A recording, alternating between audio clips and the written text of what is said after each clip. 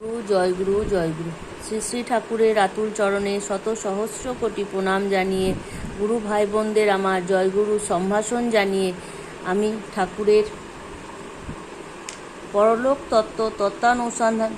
অনুসন্ধানে মাদ্রাজ গমন করেছিলেন ঠাকুর, সেই সম্বন্ধে আমি একটু আলোচনা পড়ে শোনাচ্ছি।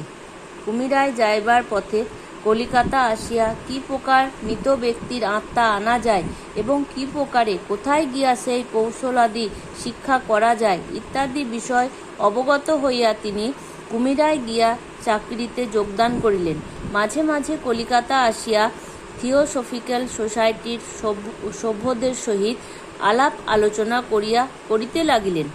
অতঃপর অবগত হইলেন যে পরলোক তত্ত্ব প্রত্যক্ষভাবে জানিতে হইলে তাহাকে মাদ্রাজ শহরের নিকট এডিআরের থিওসফিক্যাল শাখাশ্রম কিছুদিন রেভারেন্ড লেডবিটারের নিকট থাকিয়া এই বিষয়ে শিক্ষা করিয়া আসিতে হইবে। নলিনীকান্ত 2 মাসের ছুটি লইয়া মাদ্রাজে চলিয়া গেলেন।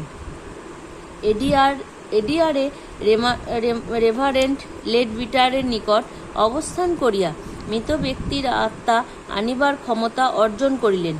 কিন্তু আত্মা আনিবার যে সমস্ত কৌশল শিক্ষা করিলেন তাহা অসম্পূর্ণ বলিয়া তাহার মনে হইতে লাগিল।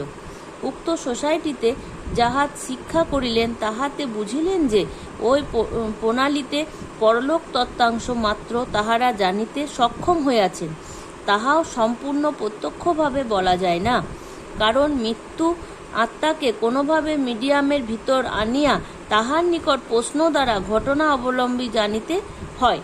থিওসফিক্যাল সোসাইটিতে যে বিদ্যা অর্জিত হয় তদ্বারা মৃত আত্মাকে আকর্ষণে ভৌতিক মূর্তি পরিগ্রহ করিয়া আনায়ন করা এবং প্রত্যক্ষভাবে তাহার সূক্ষ্ম দেহের সহিত বাক্যলাপ করা অসম্ভব।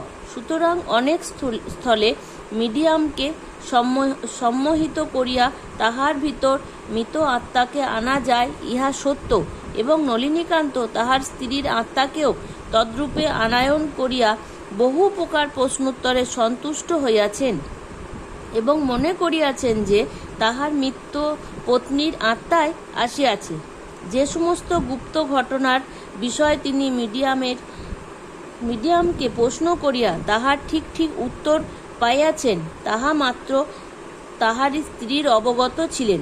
কিন্তু এইরূপ মিডিয়ামের ভিতর আত্মা আনা গেলেও প্রতিবার মৃতাত্মা নাও আসিতে পারে, কারণ সম্মোহনের ফলে মিডিয়ামকে ঘুম পাড়াইয়া দিলে অর্থাৎ অবচেতন অবস্থায় আনায়ন করিলে ওই মিডিয়ামের নিজের আত্মার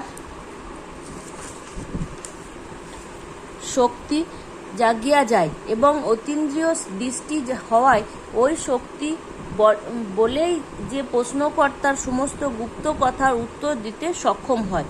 থিওসফিক্যাল সোসাইটি এই মৃত আত্মাকে মিডিয়ামের ভিতর আনায়ন করিবার শক্তিটুকু মাত্র আয়ত্ত করিয়াছেন। তদরিক্ত কিছু অর্থাৎ প্রত্যক্ষভাবে মৃতের সূক্ষ্ম দেহের সহিত সাক্ষাৎ আলাপ করিবার কোনো পন্থা না হইয়া 2 মাস পরে তিনি এডিআর হইতে ফিরিয়া পুনরায় খুলনা জেলায় অন্তর্গত কুমিরায় আসিয়া চাকুরিতে যোগদান করিলেন। আমার ভিডিওটি যদি আপনাদের ভালো লেগে থাকে তাহলে অবশ্যই লাইক সাবস্ক্রাইব করে দেবেন আরও ভিডিও পাওয়ার জন্য।